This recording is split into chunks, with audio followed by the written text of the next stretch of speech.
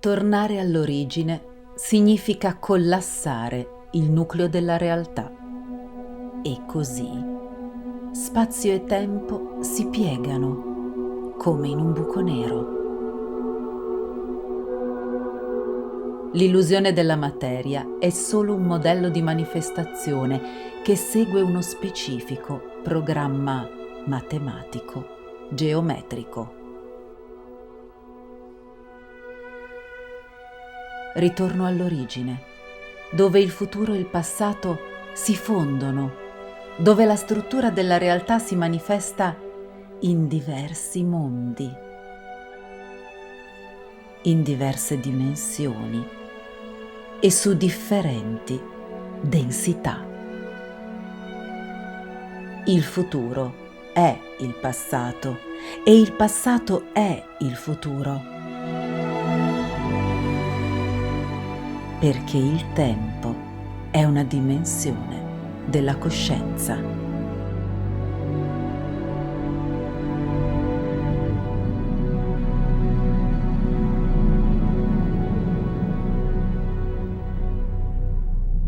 Ritorno all'origine.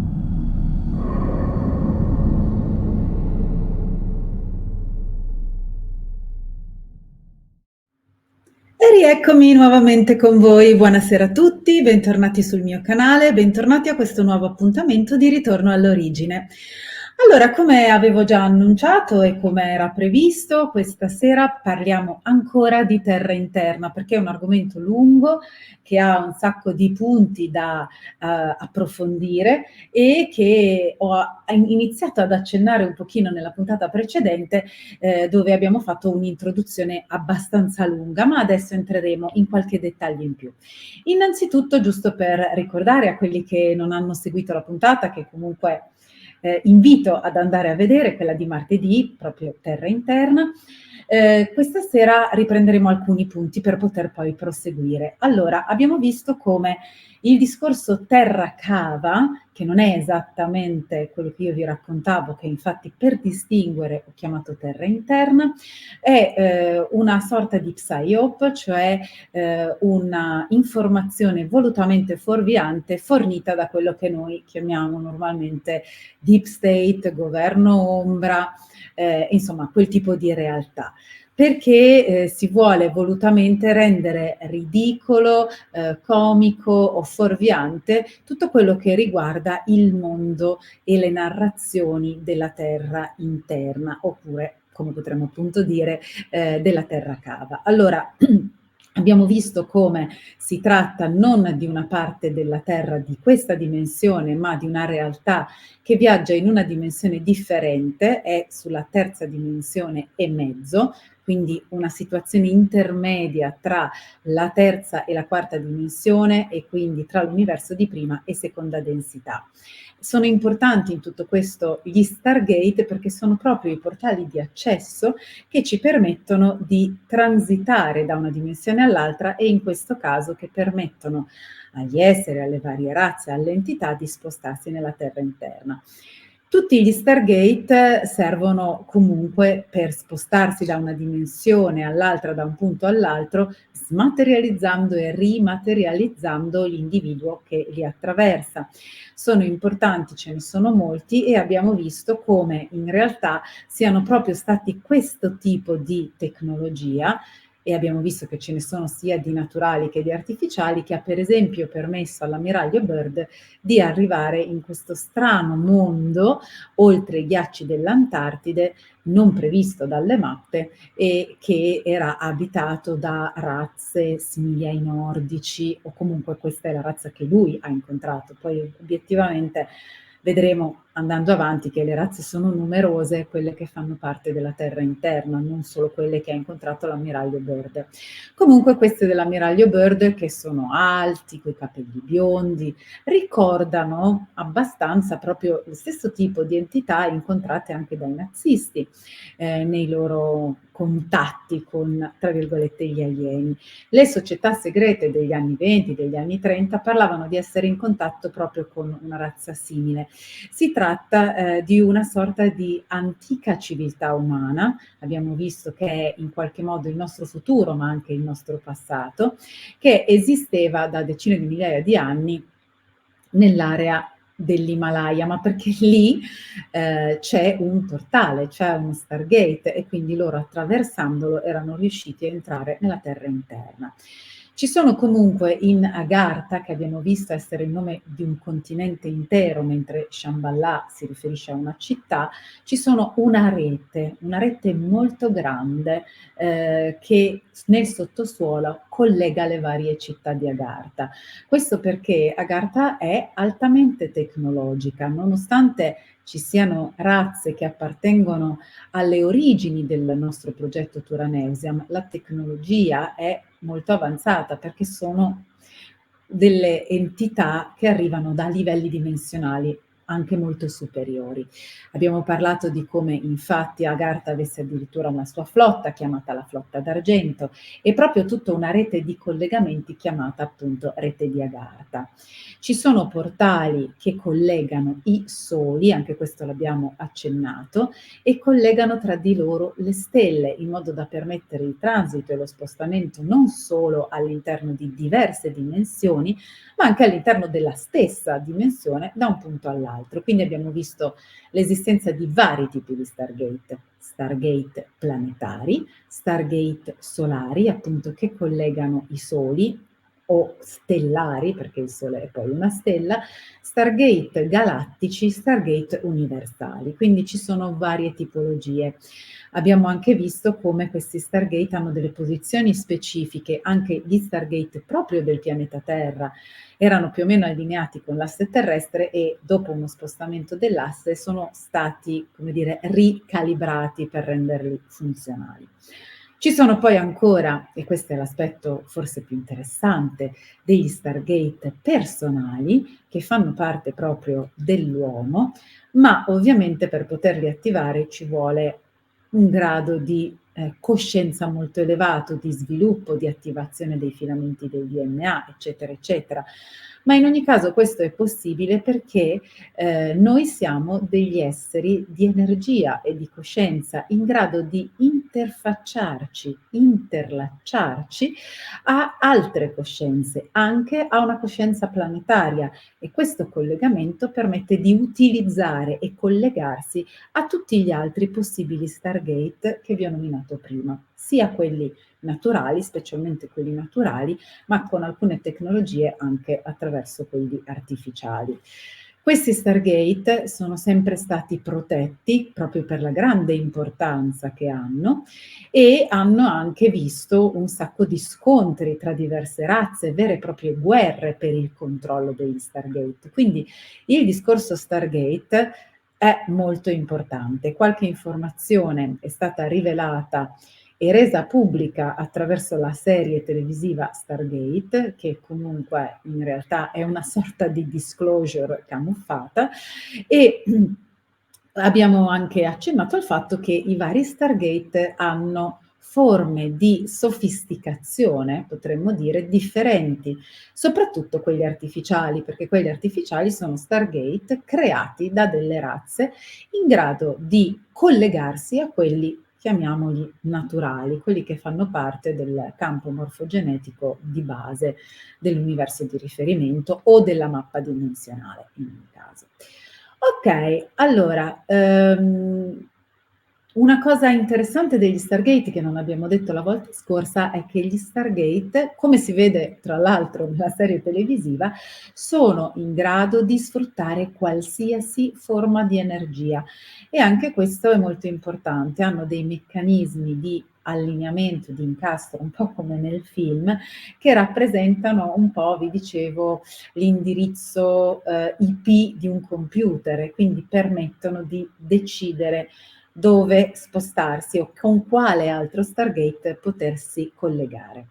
La forma più tipica di Stargate vi stupirà, ma è quella dello ziggurat. Non so se avete presente, sono quelle piramidi molto grandi, un po' rudimentali, a gradoni, che in qualche modo potevano essere adoperate proprio perché nel momento in cui l'individuo saliva, faceva i gradoni, arrivava in cima, arrivato in cima era in grado di smaterializzarsi e o materializzarsi a seconda che fosse in arrivo o in partenza.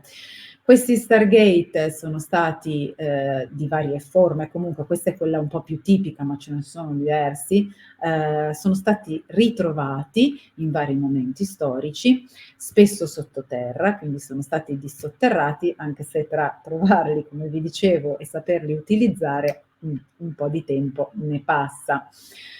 Ci sono Stargate di diverse dimensioni, abbiamo visto come sui poli esistano in aria degli Stargate, uno sul polo nord, uno sul polo sud, ecco in questo caso sono veramente enormi. E questo è anche il motivo per cui non è possibile sorvolare quelle aree che sapete benissimo che sono a livello militare protette, perché ovviamente se uno ci passasse dentro rischierebbe di ritrovarsi molto probabilmente da un'altra parte, in quei casi proprio nella terra interna, quindi in un'altra dimensione dove c'è un altro mondo. Terra interna viene così chiamato perché non perché sia interno, e questo l'abbiamo visto, ma perché in realtà, per poter passare attraverso uno Stargate di terza dimensione, quindi sulla nostra superficie di della Terra di oggi, e arrivare alla terra interna, è necessario fare degli step, un po' come fosse un ascensore, e si passa in realtà nella seconda dimensione e nella prima dimensione, prima di sbucare proprio nella terza e mezzo.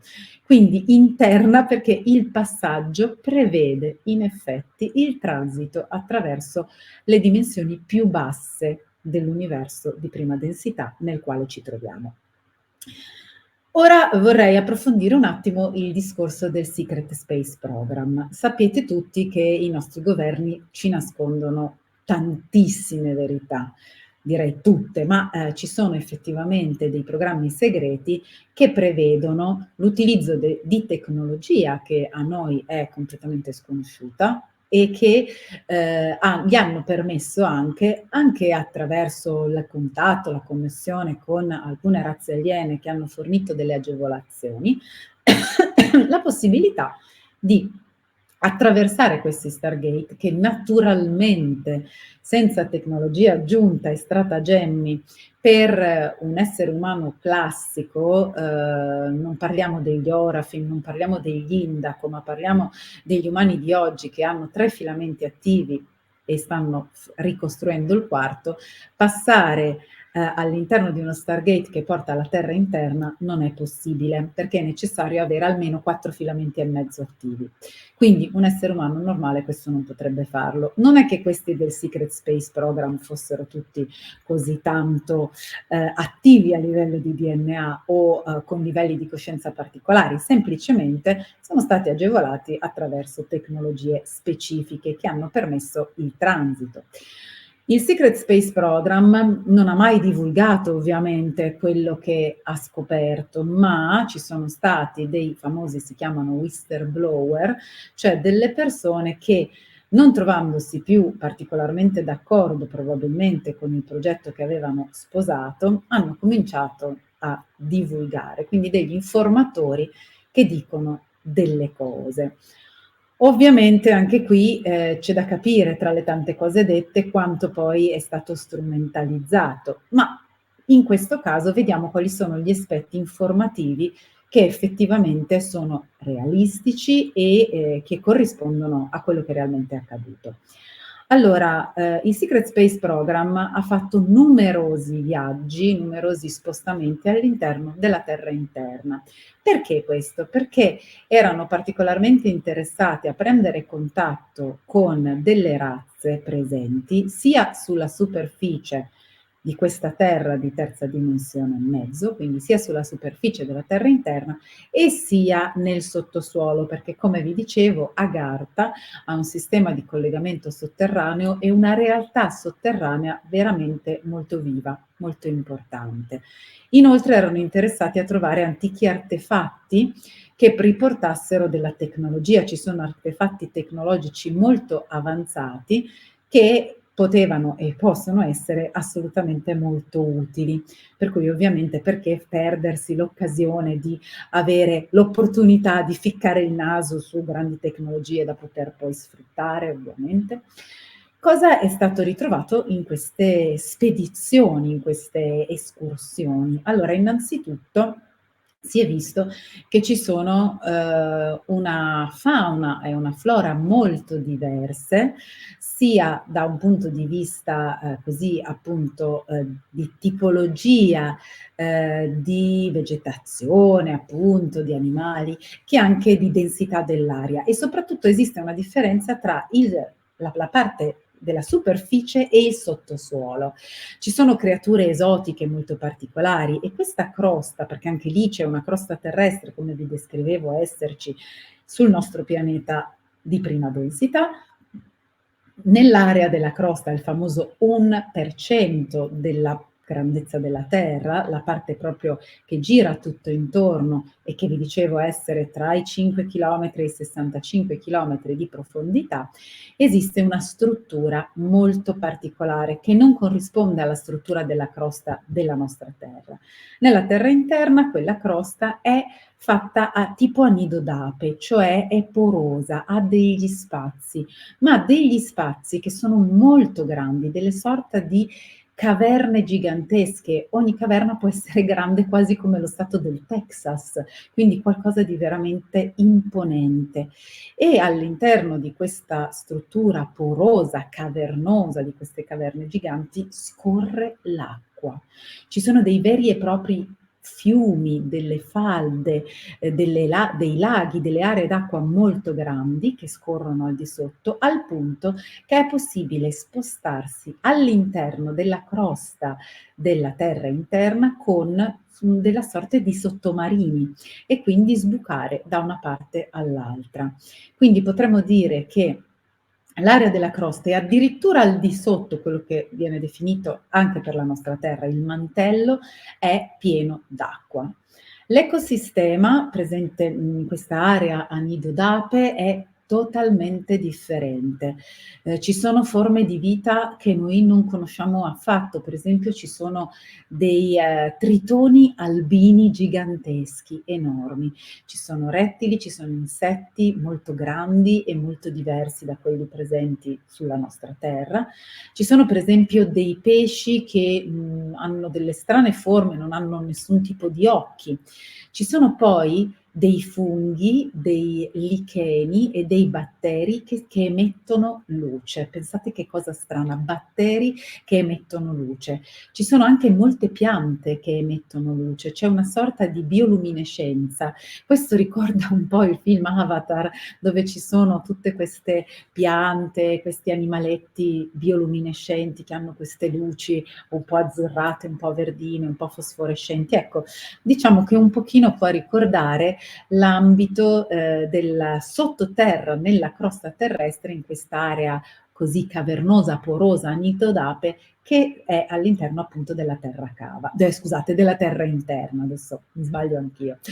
C'è poi una sorta di nebbia che gira, proprio perché c'è molta, data la grande quantità di acqua, c'è molta umidità. Anche questa nebbia è luminosa, è luminescente, infatti molti parlano di una realtà nel sottosuolo illuminata da delle nuvole luminose che vi transitano all'interno.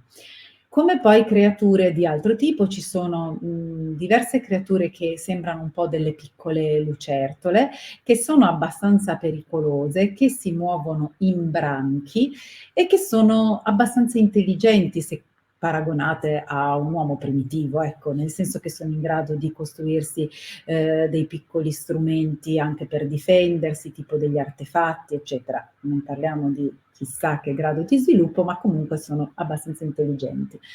Sottoterra, nella terra interna, in questa area che vi sto descrivendo, c'è anche una forma umanoide.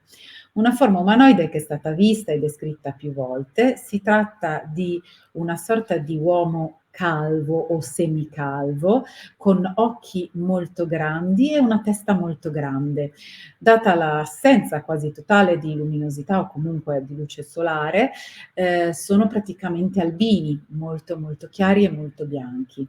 Rappresentano, se fossero paragonati alla situazione sociale della Terra, una sorta di casta inferiore, utilizzati un po' come una appunto feccia della società per tutti i lavori e i servizi meno interessanti e più umili rispetto dalle altre razze insomma più evolute. Esiste poi anche una creatura di cui abbiamo vagamente parlato anche quando parlavamo di tutta la storia del progetto Humanum Turaneusem, che è il raptor. Il raptor che ricorda tanto Jurassic Park e che in effetti si ispira proprio a questa creatura, è una creatura che sta all'interno del sottosuolo appunto della terra interna. Questi raptor sono della sorta di uccelli rettili, una via di mezzo, molto grandi, che in qualche modo, essendo così grandi, sembrano un po' dei dinosauri, che hanno una pelle squamosa, però hanno anche delle strane piume, quindi sono un misto tra piume e squame e sulla testa presentano sorta di pennacchi, di ciuffi tutti colorati. Sono quindi un misto tra grandi uccelli e un animale carnivoro, infatti hanno dei denti affilatissimi, sembrano degli aghi, e una forma del muso che comunque non ricorda quella del becco qua davanti, perché è proprio più tipo una bocca proprio con i denti. Questi sono stati nel passato di Tara un esperimento fatto sul pianeta e poi fatto anche nel nostro pianeta Terra, questo tipo di esperimento.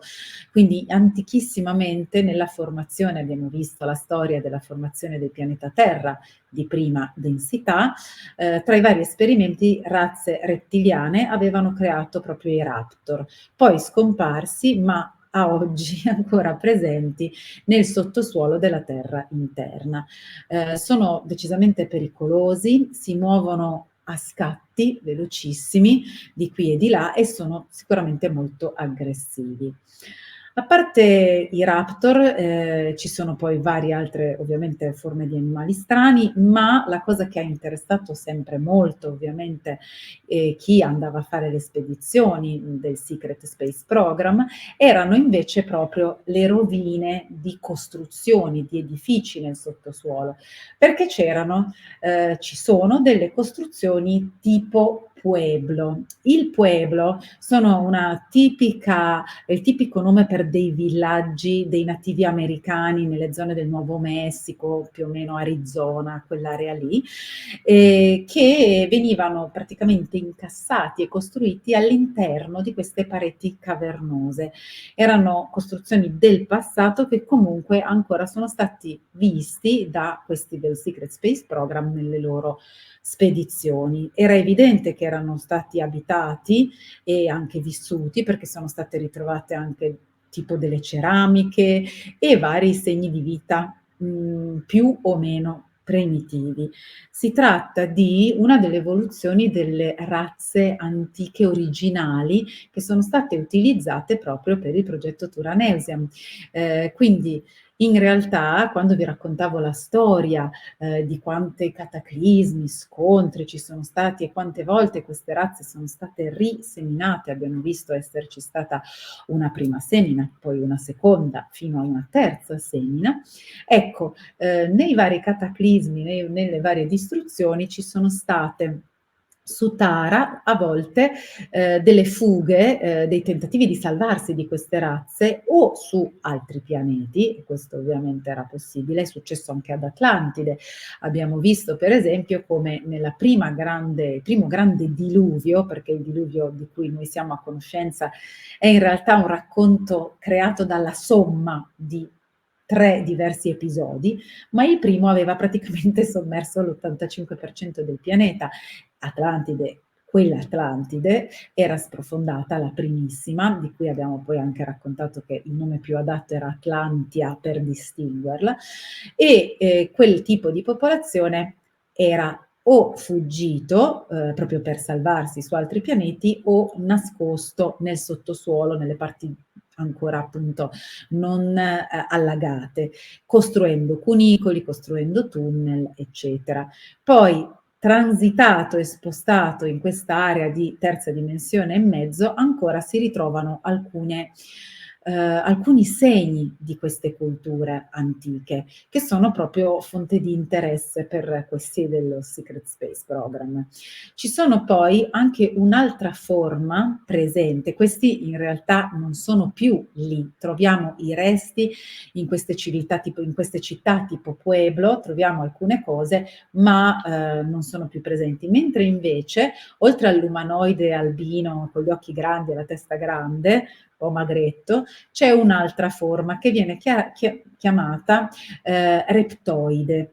Questo reptoide in realtà è un umano, insomma un simile umano, comunque un umanoide come tipo di forma, è nero questa volta, alto, molto alto, non particolarmente muscoloso, con grandi mascelle e denti molto cioè la mascella non è molto grande, ma i denti sono veramente molto grandi, per cui fa un po' effetto a vedersi tutto magretto, tutto denti, con questa testina con un'aria anche un po' rettile tutto sommato. Ecco, questi sono nascosti ancora nel sottosuolo della terra interna. Questi del Secret Space Program utilizzano diverse tecnologie per andare lì sotto, oltre a quella per transitarsi, per spostarsi nella terra interna, poi per scendere hanno delle tute che hanno la caratteristica di poterli rendere anche invisibili e questo facilita il loro lavoro di studio e raccolta di reperti. Sappiamo anche che hanno filmato questi esseri senza essere visti grazie proprio a queste tute, un po' tipo la tuta dell'astronauta, ma molto più attillate. Tra gli attrezzi tecnologici forniti a questi del Secret Space Program esistono anche delle mappe olografiche interattive, cioè hanno una sorta di mappa che si ingrandisce in tridimensione della terra interna che gli permette di vedere mentre si spostano nel sottosuolo della terra interna dove sono e quindi di orientarsi. È in grado anche di definire ovviamente il grado di profondità perché è tridimensionale e quindi viene utilizzato moltissimo. L'atmosfera comunque, come vi dicevo, è piuttosto iridescente, qualcuno la racconta come se avesse delle sfumature arcobaleno. E per sapere il punto dove scendere e infilarsi all'interno di questo tessuto poroso, di questa crosta terrestre della terra interna, utilizzano dei radar speciali. Questi radar sono in grado di vedere in profondità attraverso delle onde che si diffondono nel terreno con basse frequenze. Hanno una precisione incredibile, noi non abbiamo niente che assomigli a questo tipo di tecnologia e sono in grado di distinguere anche il tipo di materiale che si va a incontrare man mano che si scende e forniscono questi radar un'immagine assolutamente volumetrica. Grazie a questi radar sono stati in grado di identificare delle piramidi, oltre che i pueblo, oltre che a queste strutture che evidenziano delle civiltà sotterranee, anche delle piramidi grandissime. Nella zona che corrisponde sulla nostra terra alla zona del Nord America ci sono delle piramidi gigantesche che sono circa 10 volte la piramide di Giza e intorno a queste piramidi in quell'area c'è proprio una falda acquifera che le circonda. Sono stati visionate, grazie a questi strumenti, questi radar, anche delle sorta di stanze fatte a forma di cubo, stanze cubiche gigantesche, che evidentemente contenevano qualcosa perché sono dei cubi tagliati con una perfezione che implica ovviamente l'utilizzo di una tecnologia molto avanzata, ma al momento non hanno scoperto che cosa ci fosse dentro e come venissero utilizzati. Ovviamente sono il retaggio di qualcosa di veramente molto antico. Queste stanze cubiche, questi grandi cubi, sono collegati con dei gradini, con delle scale a gradoni, proprio nel sottosuolo, all'interno della crosta, a una profondità di circa 1000 metri, quindi 1 chilometro di profondità, che sono realmente impressionanti e sempre in questa area hanno ritrovato anche dei grandissimi sarcofagi. Grandissimi, cosa si intende per grandissimi? L'essere probabilmente umani giganti che potevano stare all'interno di quei sarcofagi dovevano essere alti circa 10 metri, quindi veramente molto, molto grandi. In più, sono state trovati, velivoli alieni, sempre nel sottosuolo della terra interna, e una sorta di UFO triangolare con la parte superiore però completamente rotonda, che ogni tanto è stato anche riportato, disegnato, eccetera. Qui stiamo proprio parlando di culture pre-antiche, dovremmo dire, molto avanzate, che un tempo probabilmente prosperavano sulla superficie e che poi, in funzione di tutti questi cataclismi, sono andate a nascondersi nel sottosuolo, in questi tunnel, attraverso queste aree, eccetera. Ora, quello che, risulta importante da capire e che, non è stato ancora ben specificato, è come mai è stata creata questa terra interna. La terra interna, essendo anche questa parte della matrice olografica, è obiettivamente anche questa una costruzione del sistema artificiale, ma c'è una differenza tra tutte le altre dimensioni che sono state fatte in collaborazione con dei creatori, quindi comunque l'aspetto del creatore le ha rese reali o comunque transitabili come un mondo che noi percepiamo come reale, mentre invece la terra interna è nata proprio come un artificio unicamente fatto dall'SA. È un po' come se cercassi di mostrarvi la differenza tra la vostra realtà che definite, credete essere assolutamente normale, e una tecnologicamente super avanzata realtà virtuale in cui voi vi mettete il caschetto, vi mettete i guantini, entrate in una sorta di metaverso, di mondo virtuale in cui vivete, agite, incontrate, state lì dentro, ma è palesemente artificiale. Ecco, seppure tutto il nostro universo olografico è una forma artificiale, non è come la terra interna. La terra interna è proprio la finzione nella finzione, perché è stata fatta indipendentemente dai creatori, indipendente dagli animici. E perché? Perché doveva servire come porta di ingresso per tutte quelle entità che dall'epoca dell'Alleanza dei Guardiani hanno sempre cercato da fuori della matrice temporale di entrare e di incarnarsi anche sui livelli più bassi delle dimensioni e delle densità, soprattutto in prima densità, dove, come stiamo vedendo, si stanno giocando gli aspetti di questo scontro, di questa guerra tra animici e sintetici, nel momento proprio più duro, più forte. Ecco, tutte queste entità, dai rishi ai maestri ascesi, nel momento in cui entravano ed entrano nella matrice temporale, nelle vario universo, per potersi incarnare, all'interno dell'universo di prima densità, devono passare attraverso la terza dimensione e mezzo, quindi questo sistema super artificiale della terra interna, che è diventato quindi un po' il checkpoint per le razze sintetiche. Quindi forniva un controllo, e dico forniva perché come vi dicevo è cambiata questa cosa, comunque ha sempre fornito una sorta di ulteriore problema sia poi per venire via, sia per entrare, perché rendeva qualunque accesso alla terra di prima densità controllato e programmabile e gestibile. Quindi è sempre servito per incastrare in realtà gli animici. Anche nel momento in cui ci sono state dei grandi cataclismi, delle situazioni estreme che abbiamo visto hanno frammentato la mappa morfogenetica, hanno frammentato la griglia, hanno staccato a volte, pezzi proprio della griglia morfogenetica di alcuni esseri, facendogli staccare pezzi di anima.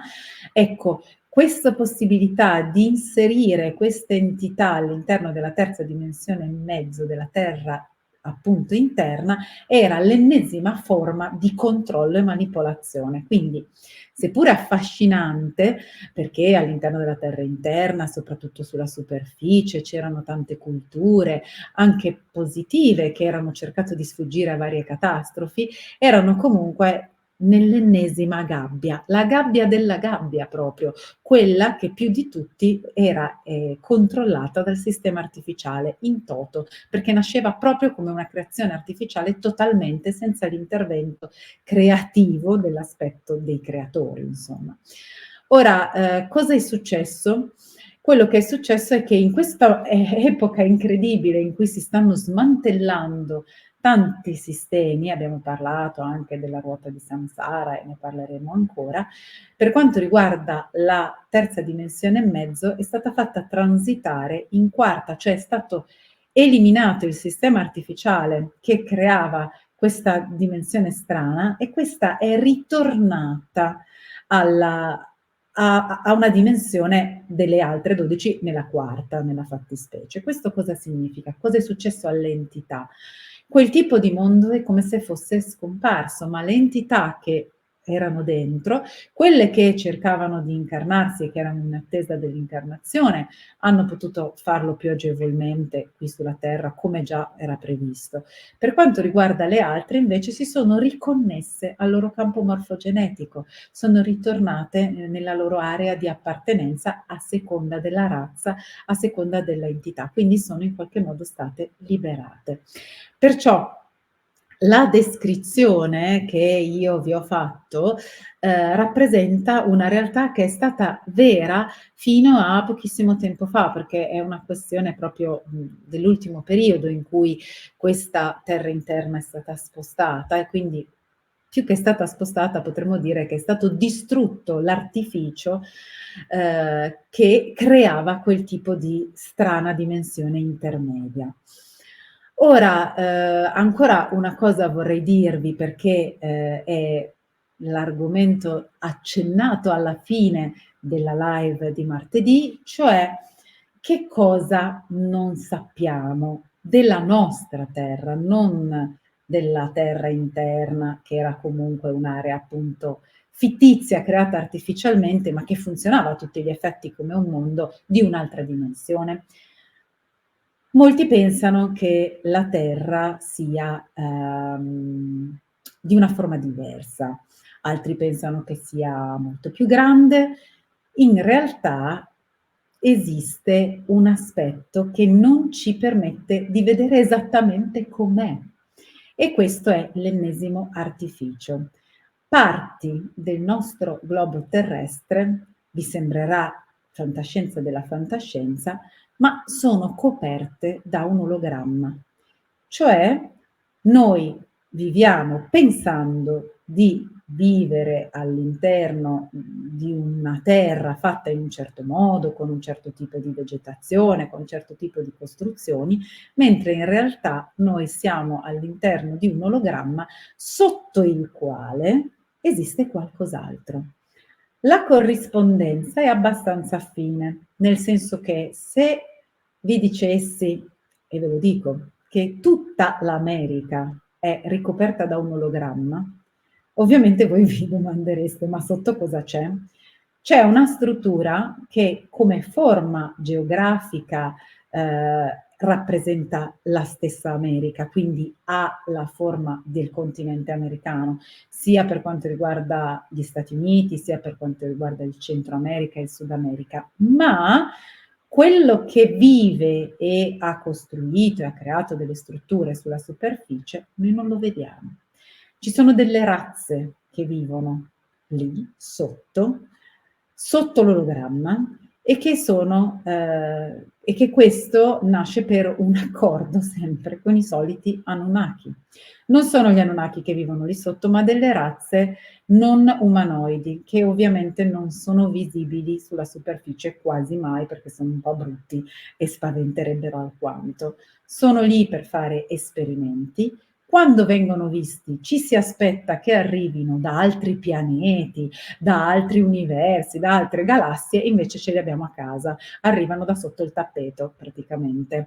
Questi sono per fare sperimentazioni, sono state fatte un sacco di sperimentazioni, hanno la possibilità di arrivare comunque sulla superficie dell'ologramma, quello che noi pensiamo essere la nostra vera realtà, attraverso non degli Stargate in questo caso, ma degli strumenti tecnologici.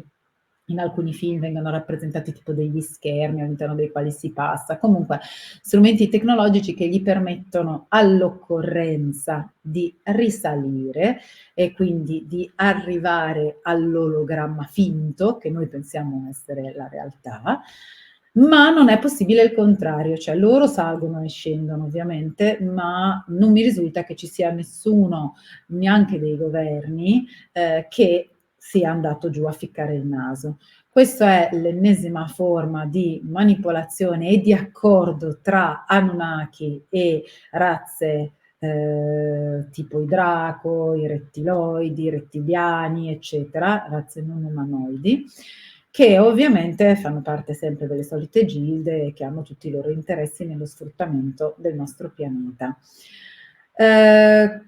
Quali sono le aree coperte dall'ologramma? Molto più di quanto pensate. Circa metà della Cina, per esempio, che non è poco. Tutta la zona a scendere da metà della Cina fino all'Australia, alla Nuova Zelanda, anche l'Antartide è in realtà un ologramma. L'Italia no. Per cui rallegratevi perché noi in Italia quello che vediamo fa parte ovviamente della matrice olografica a 12 dimensioni, ma la Terra è proprio così. E quello che vediamo come costruzioni, come vegetazione, come natura non è una proiezione, come invece lo è per quanto riguarda tutta l'America, tutta l'India, per esempio, il Madagascar, il Libano, ecco, un'altra area è il Libano, mentre invece per quanto riguarda l'Europa no, per la Russia no, eccetera.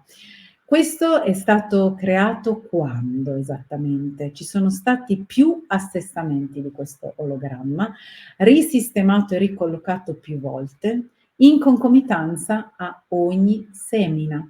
Questo perché, come sappiamo, gli Anunnaki, cioè i vendicatori di Anu, come razza sintetica, hanno sempre cercato, attraverso le loro manipolazioni e tecnologia, di impedire lo sviluppo e il ricrearsi dell'umano angelico originario Turaneusian.